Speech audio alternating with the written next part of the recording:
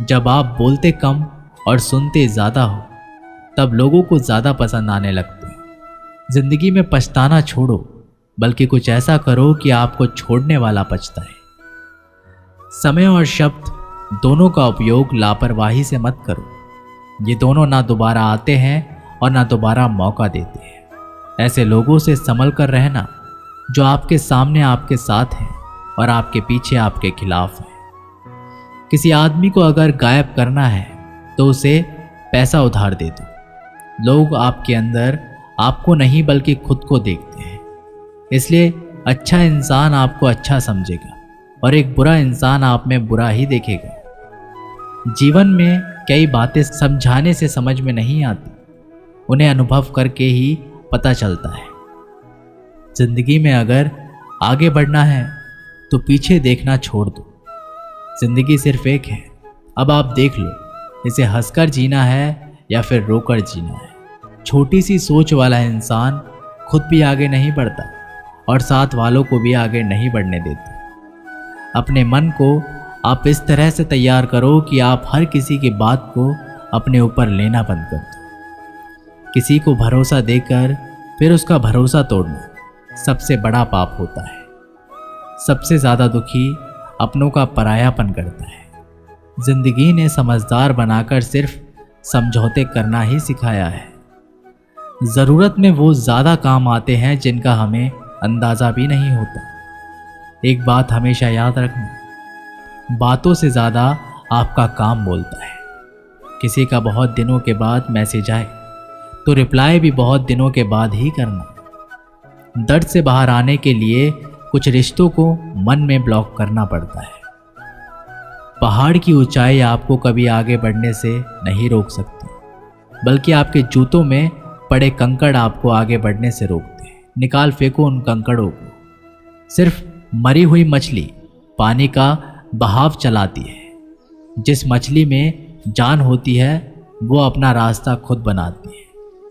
दिखावे से तो केवल लोगों को खुश किया जा सकता है। भगवान तो केवल नियत देखता है। केवल पैसों से व्यक्ति धनवान नहीं है। असली धनवान तो वह है जिसके पास अच्छे विचार, अच्छे सोच, मधुर व्यवहार होता है। लोगों का मुंह बंद करवाने से अच्छा अपने कान बंद कर लो, जिंदगी बेहतर हो जाएगी। किसी ने सच ही कहा है, वाणी में बहुत ताकत होती है। मीठा बोलने वालों की मिर्ची भी बिक जाती है और तीखा बोलने वालों का शहद भी नहीं बिकता। मकान तो बन जाएगा सिर्फ 4 दीवारों पर, घर तो बनता है स्नेह, समझ और समझदारी से। किसी दूसरे को कष्ट देकर हासिल किए गए सुख की उम्र बहुत छोटी होती है। जीवन में खुद की बुराइयां सुनना भी बेहद ज़रूरी है, क्योंकि रोज़ तारीफ़ें सुनोगे तो कभी आगे नहीं बढ़ पाओगे। हौसला मत हार, अगर तुझे दर्द मिला है तो दवा भी ज़रूर मिलेगी। जो दोगे वही लौट कर आएगा, चाहे इज्जत हो या धोखा। लोग अगर थोड़े से काबिल हो जाते हैं तो दूसरे को बेवकूफ़ समझने लगते हैं। आदमी के शब्द नहीं बोलते, बल्कि उसका वक्त बोलता है। न जाने किस बात पर इंसान को नाज है, जो आखिरी सफ़र के लिए भी दूसरों का मोहताज है। नज़र भी क्या चीज़ है, ये उसी को ढूंढती है जो इसे नज़रअंदाज करता है। वजह चाहे जो भी हो, धोखा आखिर धोखा ही होता है। रिश्तों की खूबसूरती एक दूसरे की बात समझने में है। खुद के जैसा इंसान तलाश करोगे तो अकेले रह जाओगे। दूरियां मायने नहीं रखती जब दिल एक दूसरे के लिए वफादार हो। आज के ज़माने में ज़्यादा अच्छा होना बिल्कुल भी अच्छा नहीं है।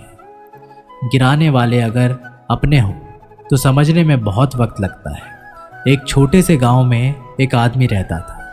उसके घर के पास एक पहाड़ था जहां पर वह रोज़ सुबह जाता, वहां पर थोड़ी देर उस पहाड़ पर बैठता, फिर वापस आ जाता। तो रोज़ की तरह वह सुबह सुबह जा रहा था। पीछे से उसका छोटा सा बेटा आया। उसने आकर के उसका हाथ पकड़ लिया और कहा कि आज मैं भी आपके साथ चलूँगा। उसने पहले तो थोड़ा समझाया और मना किया, कहा कि जो रास्ता है वो बहुत ही छोटा है और चढ़ाई बहुत ही ज़्यादा है, तो तुम मेरे साथ नहीं चल पाओगे। लेकिन फिर भी जब उस बेटे ने जिद करी तो पिता मान गए। वो दोनों पहाड़ पर चढ़ने लगे। पिता ने बेटे का हाथ पकड़ा हुआ था। लेफ्ट साइड में पहाड़ थी और राइट साइड में खाई थी और रास्ता बहुत ही छोटा था। वो पहाड़ की चोटी तक पहुंचने ही वाले थे, तभी रास्ते में एक बड़ा सा पत्थर आया। क्योंकि पिता उस रास्ते से रोज आते जाते थे तो उसको पता था कि वहाँ पर पत्थर है, तो वो साइड से निकल गया। लेकिन जो बेटा था उसका ध्यान कहीं और था, तो उसका घुटना जाकर के उस बड़े से पत्थर से टकराया। उस बच्चे के मुंह से एक चीख निकली और जैसे ही वह चीखा उसकी आवाज़ उन पहाड़ों में गूंजने लगी। इससे पहले उस बच्चे ने कभी भी अपनी आवाज़ की गूंज नहीं सुनी थी, तो उसे समझ नहीं आ रहा था कि ये क्या हो रहा है। वह अंदर से थोड़ा सा घबरा गया था और उसे लगा कि शायद कहीं कोई है जो छुपकर उसे देख रहा है और उसका मजाक उड़ा रहा है। फिर उस बच्चे ने बोला, कौन हो तुम? तो जब उस बच्चे ने उस गूंज को सुना तो उसे गुस्सा आ गया। उसे लगा कि कौन है जो मेरा मजाक उड़ाए चला जा रहा है। फिर उसने गुस्से से कहा कि मैं तुम्हें नहीं छोड़ूंगा। और फिर जैसे ही उसने उस गूंज को सुना वह घबरा गया।